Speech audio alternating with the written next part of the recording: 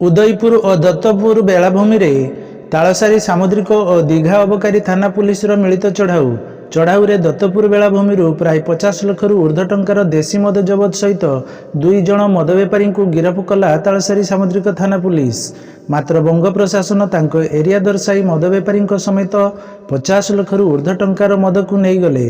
तेबे दीर्घ दिन धरी उक्त बेलाभूमि रे देह बेपार सहित बेआईन मद बिक्री होई आसुथिबा बेले बंग पुलिस अबकारी विभाग काहेकि जबत करुनथिले ताहाकु नै बंग प्रशासनर कार्यदक्षता उपरे प्रश्नवाची सृष्टि करिछि।